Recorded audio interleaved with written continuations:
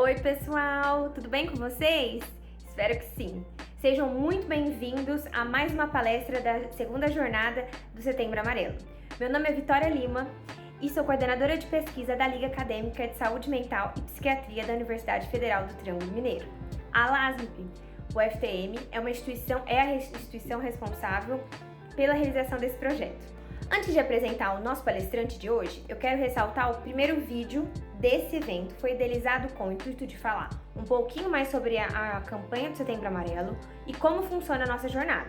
Assim, nesse primeiro vídeo, você encontrará todas as informações pertinentes ao nosso evento, todas as regras sobre como registrar sua presença, sobre as palavras-chave, sobre as lives e sobre as oficinas interativas e como você pode se inscrever. Enfim, tudo que você precisa saber sobre a segunda jornada do Setembro Amarelo está disponível nesse primeiro vídeo. Nós disponibilizamos aqui na descrição o link que você pode acessá-lo. Caso não tenha visto, eu voltarei para explicar novamente sobre as regras. Combinado? Agora eu vou apresentar o nosso palestrante dessa noite. Nossa aula será ministrada pelo professor Tomás Ferreira. Ele é graduado em Medicina pela Faculdade de Medicina de Ribeirão Preto. Ele fez residência em Psiquiatria pelo Hospital das Clínicas de Ribeirão Preto. Ele é mestre em Educação e Saúde pela Faculdade de Medicina de Ribeirão Preto. Professor de graduação de Medicina da Universidade Federal do Triângulo Mineiro.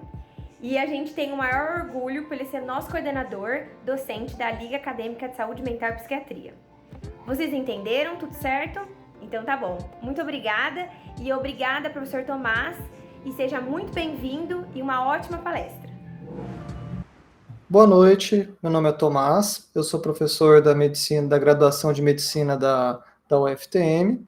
Nessa aula eu vou falar a respeito das políticas públicas de prevenção ao suicídio, um tema tão importante e que a gente trabalha nesse mês de Setembro Amarelo de 2021. Bom, e por que existir políticas públicas voltadas à saúde mental e especificamente à prevenção do suicídio? O motivo para isso é que o suicídio é um problema de saúde pública muito comum, muito prevalente, tanto no Brasil quanto no mundo. Então, alguns dados epidemiológicos que a gente tem a respeito do Brasil é de que no Brasil ocorrem cerca de entre 9 e 10 mil casos de suicídio por ano, o que se traduz em 26 mortes por suicídio por dia e 5 mortes por suicídio para cada 100 mil habitantes, sendo que 78% dessas mortes são de homens, que já é que aqui já configura um dos fatores de risco para o suicídio. Os homens concretizam mais suicídio do que as mulheres, apesar das mulheres tentarem suicídio com mais frequência do que os homens. E essa estatística nacional, que ela é baseada no preenchimento do atestado de óbito, provavelmente é subestimada, porque a prevalência de transtornos mentais no Brasil tem uma média maior do que a mundial, porém a morte por suicídio no Brasil é menor do que a média mundial. Então, é possível que a epidemiologia que a gente tem de suicídio no Brasil esteja subestimada. Então, os dados mundiais apontam 800 mil mortes por suicídio no mundo, o que equivale a 1,4% do total de mortes. Se a gente for parar para pensar de que a cada 100 pessoas que morrem, uma morreu por conta de suicídio, é um dado muito relevante, é um dado muito prevalente.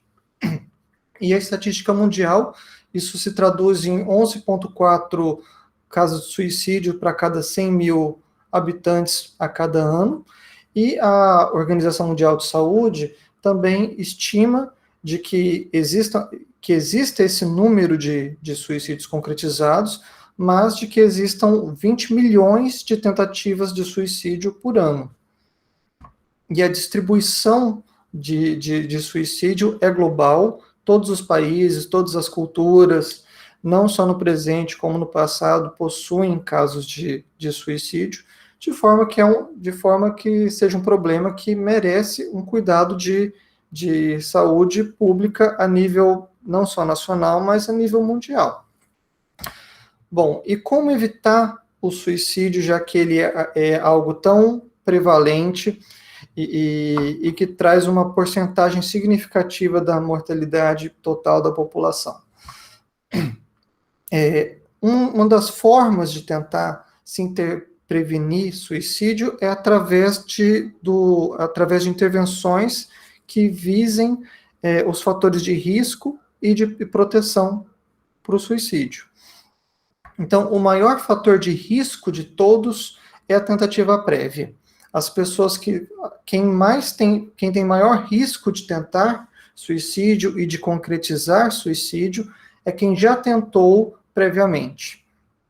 Outra coisa, o segundo maior fator de risco é a presença de algum transtorno mental. Os estudos apontam que até 98% das pessoas que concretizam suicídio possuem algum transtorno mental que as leva a fazer isso, sendo a depressão o mais comum de todos, né? Transtornos de humor, sendo que a depressão é de longe o mais comum. Em segundo lugar, a gente tem o suicídio relacionado a transtornos por uso de substâncias. A pessoa pode tanto usar a droga de propósito, ou mesmo álcool, usar de propósito com o intuito de ganhar coragem para se matar, como a pessoa pode tentar suicídio naquele momento da ressaca, da depressão pós-uso, né, de mais uma vez eu estou aqui, mais uma vez tive outra recaída, o que eu estou fazendo com a minha vida, não consigo largar desse vício, e a pessoa pode enxergar o suicídio como uma saída para esse sofrimento. Em terceiro lugar, a gente tem a esquizofrenia, o que é um dado bem interessante, já que a prevalência de esquizofrenia na população é muito menor do que a prevalência de outros transtornos mentais, e, no entanto, ela resulta numa porcentagem significativa das mortes por suicídio. Isso acontece porque o paciente com esquizofrenia normalmente usa meios muito letais para se matar. E o suicídio na esquizofrenia pode estar relacionado à depressão comórbida, pode estar relacionado a pessoa se perceber naquela condição, mas também pode acontecer por ordem das alucinações auditivas, as vozes ordenam que a pessoa se mate. E em quarto lugar, nós temos os transtornos de personalidade, né, sendo o transtorno de personalidade borderline, assim como o narcisista, dentre outros, os mais prevalentes, mais relacionados ao suicídio. Bom, então, os principais fatores de risco, tentativa prévia e possuir um transtorno mental, gênero, já falei, homens tem maior fator, o gênero masculino tem o maior fator de risco, idade, que é um fator de risco contraintuitivo, já que a população idosa tem maior risco, né, também por escolher meios mais letais e por conta de tentativas de suicídio em pessoas com uma idade avançada, como a pessoa, pela própria idade, presença de comorbidades, mais fragilidade da condição idosa, uma tentativa de suicídio igual num jovem vai ter uma letalidade menor do que num idoso. Religião, possuir religião é um fator de proteção. Inclusive, quando a gente pergunta para as pessoas que tentaram suicídio ou que pensam em suicídio, o que dá força para elas não fazerem algo do tipo, uma das respostas mais comuns vai ser a religião. Tanto no sentido da religião dar forças para a pessoa, instilar esperança, né, de que Deus não vai me dar uma cruz maior do que eu consiga carregar, que Deus vai me ajudar, o próprio apoio que a pessoa possui na religião dela, qualquer que seja a religião, isso ajuda a prevenir o suicídio, assim como o medo das consequências do suicídio, segundo a doutrina religiosa, também são um fator para evitar que a pessoa se mate. Então, a pessoa eu não vou me livrar do sofrimento que eu tenho nessa vida, porque se eu me matar, eu vou para o inferno, eu não vou ter salvação, ou eu vou para um umbral, ou qualquer que seja. Como a maioria das religiões condena o suicídio, de certa forma, isso atua como um fator de proteção também.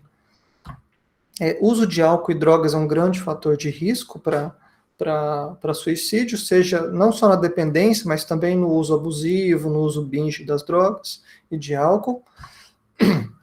Possuir família é um grande fator de proteção, e aqui tem, junto com a religião, é outro grande fator que os pacientes falam em relação ao que dá força para não se matar.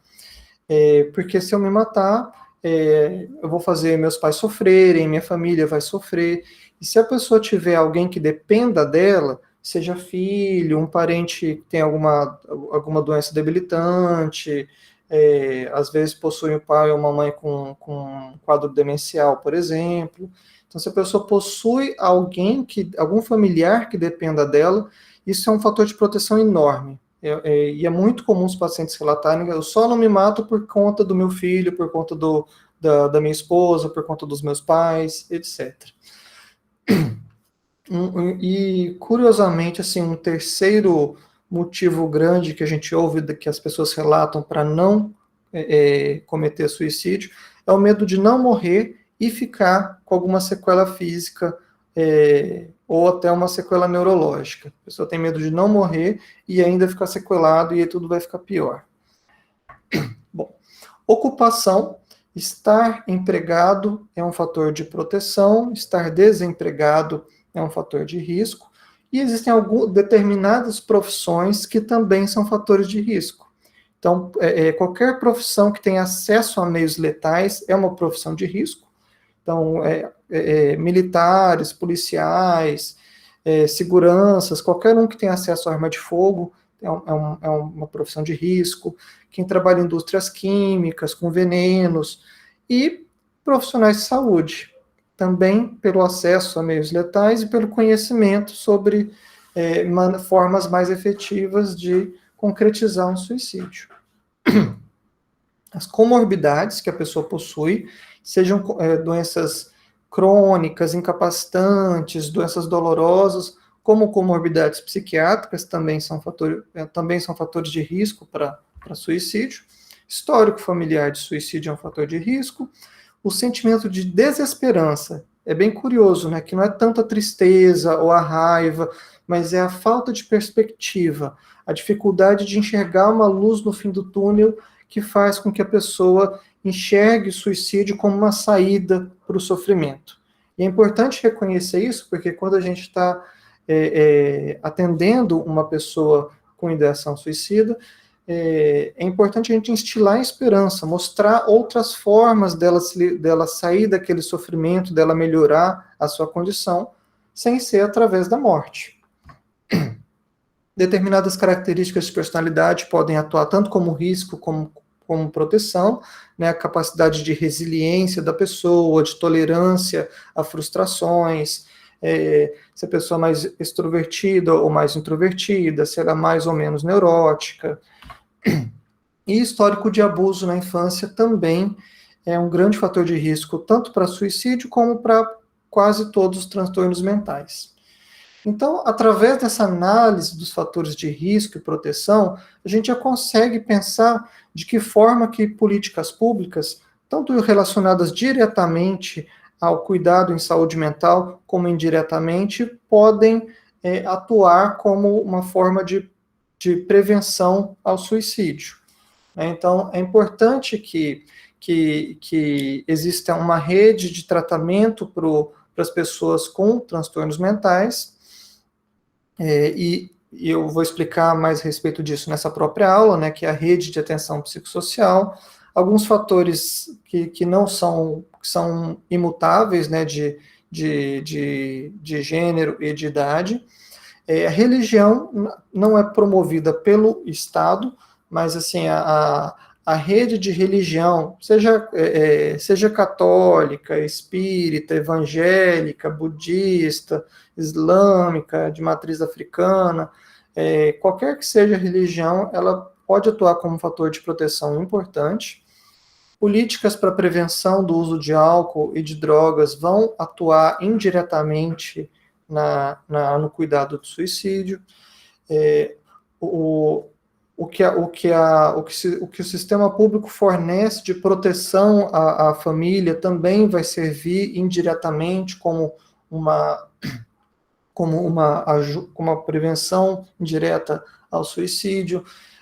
o cuidado de que as pessoas de combate ao desemprego, né, assim como necessidades básicas de vida, né, de alimentação, de moradia, vão ser também indiretamente ser fatores protetores para suicídio. O cuidado que o SUS como um todo faz, né, de tratar a pessoa como um todo, não importa qual doença que ela possua, também vai ser uma forma de prevenir suicídio. E é importante aqui a gente salientar os tipos de prevenção, né? A prevenção pode ser primária, a prevenção primária é aquela que evita que a pessoa sequer adoeça. O exemplo clássico da prevenção primária é a vacinação, né, que a pessoa nem vai adoecer. Então, toda política que promova saúde mental vai funcionar como uma prevenção primária para o suicídio. Então, a gente estímulo a esporte, a escolaridade, a pessoa constituir família, a pessoa possuir alguma religião ou alguma forma de trabalhar a própria espiritualidade. Todos esses vão ser algumas formas de prevenção primária. E isso pode ser estimulado diretamente em políticas públicas de saúde.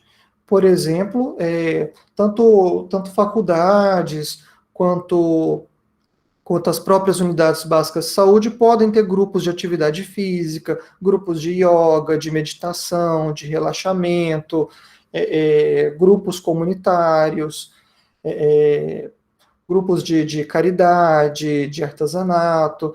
Tudo isso vai, de certa forma, atuar como uma prevenção primária ao suicídio. Né? A prevenção secundária é aquela em que você não preveniu que o adoecimento ocorra, mas você quer prevenir que as consequências daquele adoecimento, as complicações e as sequelas daquele adoecimento.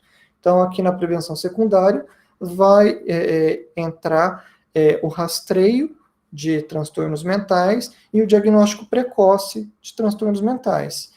E aí a atenção básica vai ter um papel muito grande nesse aspecto, porque justamente a atenção básica que possui uma capilaridade, uma penetração na comunidade, na população, para conseguir fazer rastreio e diagnóstico precoce.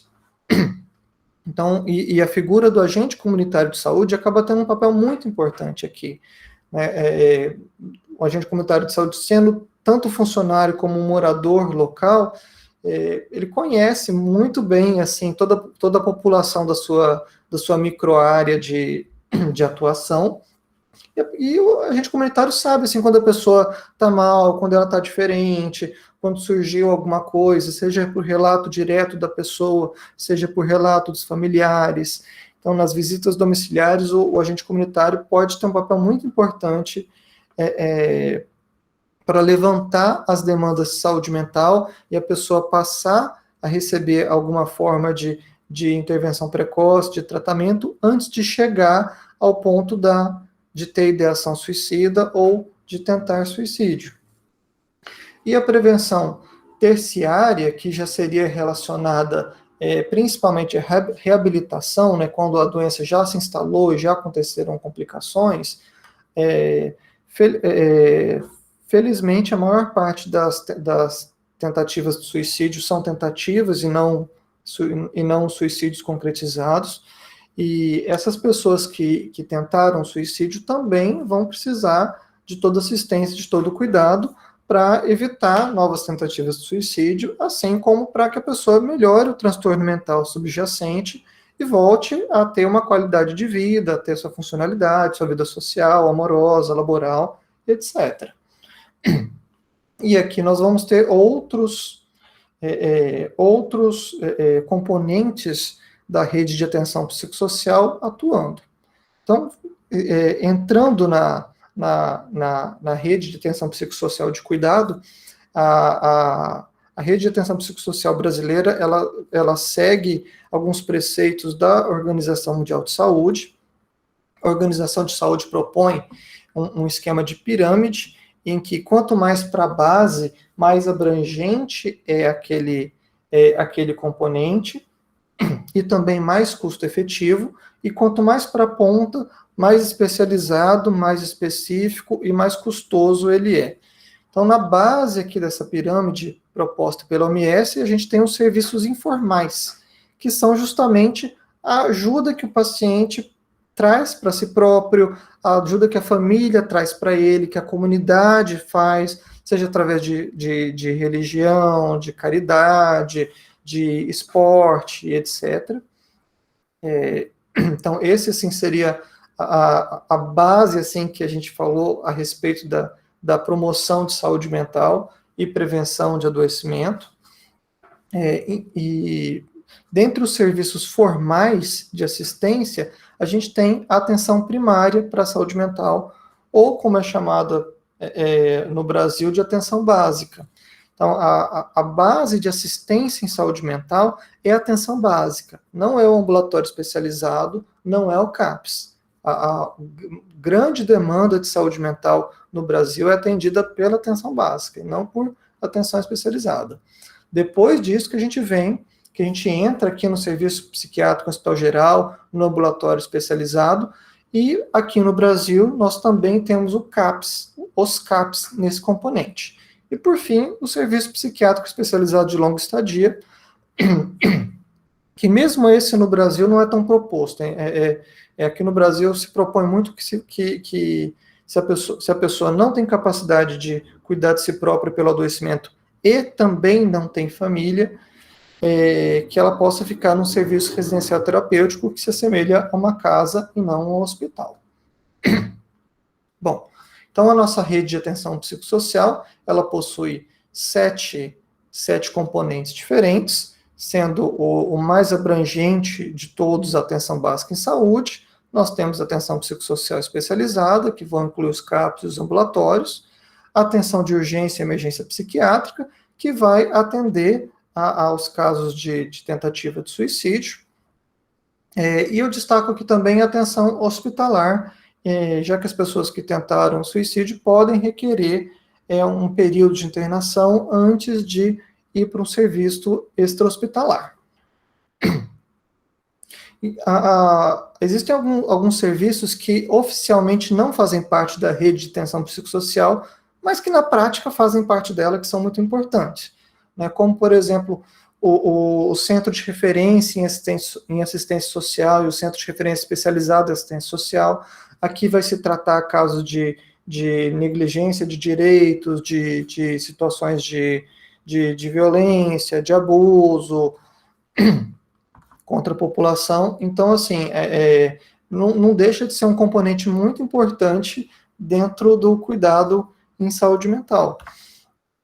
As APAES, né, que não são, elas possuem uma gestão privada, né, elas não são de gestão pública, mas fazem um trabalho fantástico de cuidado para as pessoas com deficiência intelectual e outras comorbidades, como autismo, que também, assim, fazem um trabalho fantástico e certamente tem um papel grande também na prevenção de suicídio, tanto da população atendida, quanto indiretamente nos familiares dessa população. A polícia e bombeiros podem ser requeridos pelo SAMU para fazer o transporte de pessoas que estão em alguma situação de emergência psiquiátrica, seja agressiva com terceiros ou consigo própria. A Delegacia da Mulher, que também, assim, você cuidar da violência doméstica, você também vai estar cuidando do suicídio decorrente dessa situação. E o Conselho Tutelar, que vai trabalhar, dentre outras coisas, violência contra o menor e, consequentemente, vai prevenir suicídio nessa população. Então, assim, a respeito da atenção primária, o principal componente são as unidades básicas de saúde, que normalmente são compostas por equipes de saúde da família. O mesmo local físico de uma unidade básica de saúde pode conter 1, 2, 3 equipes de saúde da família diferentes. Existem equipes de atenção básica para populações em situações específicas, né, como equipe para consultório de rua, para a população ribeirinha, o núcleo de apoio à saúde da família, que é composto por profissionais de nível superior, como psicólogos, assistentes sociais, fisioterapeutas, terapeutas ocupacionais, psiquiatras, e que trabalha em conjunto com as equipes de saúde da família, o centro de convivência e a equipe de matriciamento em saúde mental, que essa equipe pode ser composta tanto por profissionais do NASF como por profissionais dos CAPs, né? E essa equipe de matriciamento em saúde mental, que normalmente vai ser composta por psiquiatra, psicólogo, pode ter assistente social, pode ter enfermeiro psiquiátrico, e trabalha junto com a equipe de saúde da família para ajudar na assistência e saúde mental da população. Então, assim, a atenção básica, ela tem um papel muito grande na promoção de saúde mental e na prevenção de adoecimento, coisa que outros componentes da RAPS podem trabalhar também com isso? Podem, mas nenhum deles tem tem um corpo clínico tão grande e uma capilaridade tão grande espalhada pela cidade, pela população, quanto a atenção básica. A atenção básica também pode fazer o rastreio de transtornos mentais e diagnóstico precoce, entrando aqui na prevenção secundária, pode trabalhar com educação em saúde, por exemplo, nas escolas, por exemplo, fazendo eventos, ou até mesmo ligados a instituições religiosas. E a atenção básica também vai fazer o diagnóstico e tratamento dos transtornos mentais leves a moderados, além de dar um suporte aos transtornos mentais graves que fazem acompanhamento em outros serviços. Então, assim, a gente vê que a atenção básica, ela tem um papel muito grande na assistência em saúde mental e é um dos principais componentes de políticas públicas voltadas à prevenção do suicídio. A atenção psicossocial especializada, que já vai ser voltada para casos graves, para casos refratários, para casos com múltiplas comorbidades.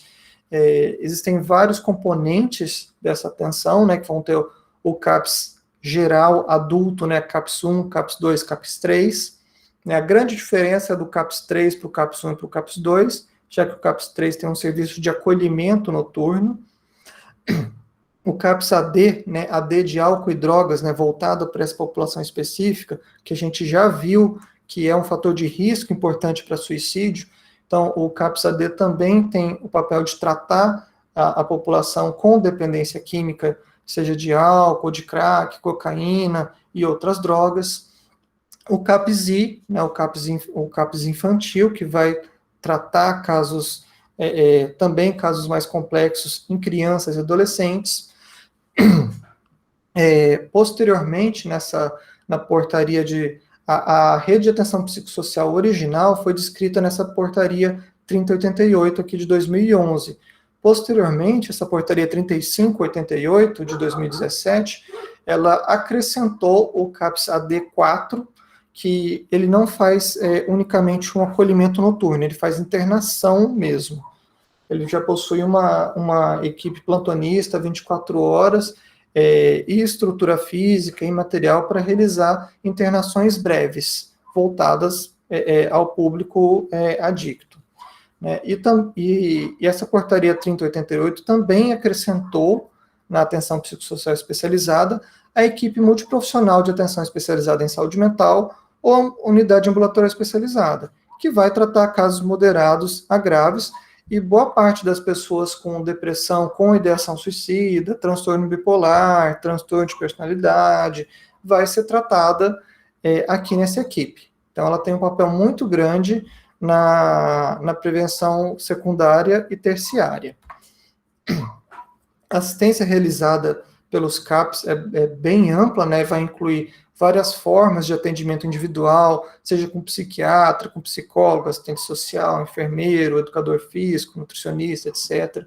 Trabalha muito com atendimento em grupos, podendo inclusive incluir grupos para as famílias das pessoas adoecidas, trabalha com oficinas terapêuticas, visitas domiciliares, atendimento à família, faz atividades comunitárias visando reintegração do paciente, fornece refeições para as pessoas que estão em acompanhamento no serviço. Então, a gente vê assim, que de certa forma, o CAPS também atua em várias etapas da prevenção ao suicídio. E principalmente, não somente, né, mas principalmente nessas épocas, nesse mês de Setembro Amarelo, muitos CAPs também fazem campanhas de conscientização e de educação em saúde para a população geral. Né?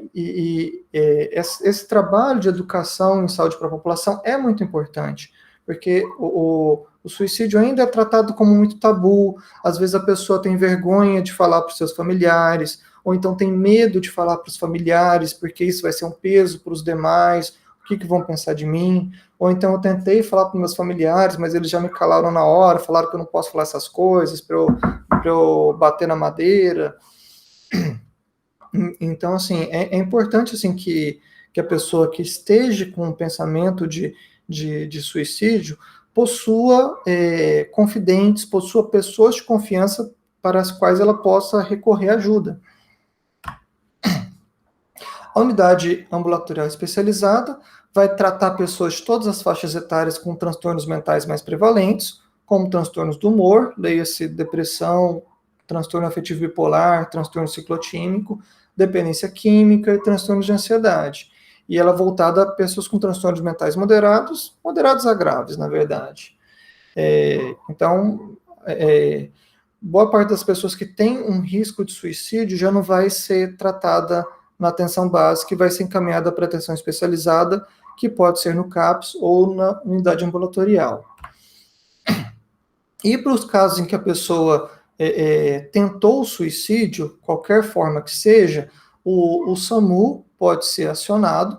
Se a pessoa estiver agressiva, agitada, o SAMU pode requerer ajuda ou do Corpo de Bombeiros ou da Polícia Civil, né? Cada cidade faz um acordo diferente. E essas pessoas vão ser encaminhadas para uma UPA ou para um pronto-socorro hospitalar, para onde elas vão fazer a estabilização clínica inicial, e a partir dali vai se definir se a pessoa vai ter uma alta para fazer acompanhamento no serviço extra-hospitalar, ou se ela vai precisar se manter internada e passar para avaliação psiquiátrica internada, e na avaliação psiquiátrica definir se aquela pessoa de fato vai precisar ser mantida em internação por um tempo ou não. Claro que se a pessoa tiver uma situação de urgência e emergência na unidade básica de saúde, a unidade básica de saúde vai prestar os primeiros socorros e acionar o SAMU, que vai levar para a UPA ou para o pronto-socorro hospitalar, e o CAPS AD4 pode atender caso de urgência e emergência, mas aqui um pouco mais específico para quando a pessoa tem a comorbidade com dependência química. E por fim, atenção hospitalar, que aqui vai incluir enfermaria especializada em hospital geral, serviço hospitalar de referência para atenção às pessoas com sofrimento mental ou com necessidades decorrentes do uso de crack, álcool e outras drogas, unidade de referência especializada em hospital geral. Esses nomes todos parecem ser tudo a mesma coisa, mas existem diferenças técnicas entre cada um desses serviços. E também a pessoa pode ser internada em hospitais psiquiátricos especializados ou realizar o tratamento em hospital dia. Então, quando a pessoa tem um risco, quando a pessoa tentou suicídio ou não tentou suicídio, mas possui um risco de suicídio muito grande, e aí existem vários critérios para analisar isso, né, se a pessoa está psicótica ou não, né, quer dizer, a pessoa escuta vozes ordenando que ela se mate ou que machuque outras pessoas, se ela possui delírios persecutórios, se ela é colaborativa ou não com o tratamento, se ela percebe o próprio adoecimento ou não, se ela possui suporte familiar. Isso faz uma diferença gigantesca em relação a pessoa ser internada ou fazer tratamento ambulatorial. A gravidade da tentativa de suicídio que a pessoa fez, se foi uma tentativa impulsiva ou premeditada. Então, existem vários critérios que a gente usa para definir se a pessoa precisa de uma internação, visando a proteção dela, visando que ela não concretize suicídio. A internação tem outras vantagens também, né? Durante a internação é possível fazer um tratamento mais intensivo do que o que seria realizado em regime ambulatorial, ajuda no diagnóstico, o manejo medicamentoso pode ser muito mais veloz com a pessoa internada do que com ela em acompanhamento ambulatorial. E uma forma também de se evitar a internação é através a internação tradicional, né, é através do hospital-dia e dos próprios CAPs. Né, os CAPs funcionam também como se fossem hospitais-dias, em que a pessoa, no caso da necessidade de um tratamento muito intensivo, pode chegar a ficar todos os períodos úteis no hospital-dia, e de noite, fim de semana, feriado, ela fica em casa. Então, ela tem um tratamento muito intensivo, ao mesmo tempo que ela não vai ficar internada no hospital. E a internação, claro, a gente usa em último caso, sempre visando a proteção do paciente e dos familiares, no caso do paciente que é agressivo, mas a internação sempre tem um objetivo, a reabilitação. E a internação sempre deve ser o mais curta possível. A internação sempre visa a reabilitação psicossocial e não o asilamento. Bom, espero que vocês tenham gostado dessa palestra. Aqui estão os meus contatos. Eu convido vocês a se inscreverem no canal da Liga Acadêmica de Saúde Mental e Psiquiatria da UFTM, onde existem muitas aulas já a respeito de vários temas relacionados à saúde mental, e convido quem já é profissional de saúde formado e tem interesse na área a conhecer a pós-graduação de especialização multiprofissional em saúde mental e psiquiatria, que está com as inscrições abertas e tem um corpo docente que me inclui. Um grande abraço e a gente se vê no dia da live de retirar as dúvidas a respeito das palestras do Setembro Amarelo. Muito obrigada, professor Tomás. Que palestra incrível! Eu quero aproveitar o espaço e agradecer novamente pela sua aula, pela disponibilidade de tempo e pelo seu apoio sempre. Agora, eu vou ressaltar alguns pontos importantes sobre a segunda jornada do Setembro Amarelo. Como eu tinha dito anteriormente, no dia 29 de setembro, a jornada contará com 2 oficinas interativas, onde abordaremos 2 temas: depressão e luto e ansiedade e estresse. As oficinas são espaços para os inscritos possam interagir com a coordenação discutindo as temáticas. Além disso, abordaremos o assunto trazendo manifestações artísticas, como por exemplo, filmes, pinturas, músicas e no final ainda haverá um momento de meditação guiada. E para participar é necessário que você se inscreva na sala de horário e temática de seu interesse. O link de acesso ao formulário de inscrição está disponível aqui na descrição também. As inscrições são gratuitas e as vagas são limitadas, então corra e se inscreva. E além disso, eu tenho um recado para as pessoas que se inscreveram previamente em nosso evento e que querem receber o seu certificado como ouvinte. A nossa jornada contém 14 vídeos e em cada um deles tem uma palavra-chave diferente e que você precisa registrar a sua presença. Ela vai aparecer em diversos momentos das palestras e aqui no canto inferior do seu monitor, onde eu estou apontando, inclusive nesse vídeo. Então, caso você não tenha visto uma das palavras-chave, você tem que voltar um pouquinho para você encontrar. E agora, no dia 28, em nosso último vídeo, nós iremos disponibilizar um formulário para que você possa registrar a sua presença. Nesse formulário, você deverá preencher com todos os seus dados. E por favor, vamos certificar se não tem nenhum erro, porque se tiver, vai ser impossível a emissão do seu certificado e com as palavras-chave. E para você receber o seu certificado, você precisa ter uma disponibilidade mínima de 75%, ou seja, das 14 palavras-chave, vocês precisam preencher o formulário com no mínimo 10 palavras-chave. Assim, você registrará a sua presença e receberá o seu certificado. O link de acesso no formulário de presença estará disponível na descrição do último vídeo e na bio do nosso Instagram. E além disso, ainda enviaremos uma mensagem para o seu e-mail, ressaltando essas informações e com o link do formulário também. Então fique atento, pois esse formulário será fechado no dia 30 de setembro, ao final da nossa live. Ou seja, após esse fechamento, não será possível responder o formulário e você não poderá registrar sua presença, ou seja, não receberá o seu certificado. E vale lembrar também que no dia 30 de setembro, nós iremos realizar uma live para esclarecer eventuais dúvidas que surgiram durante as temáticas que nós trabalharemos. E também vamos presentear vocês com alguns prêmios. Aqui na descrição, você poderá enviar suas dúvidas, tá bom? E eu gostaria de agradecer novamente a sua presença e espero que vocês estejam gostando do nosso evento. Até mais, muito obrigada!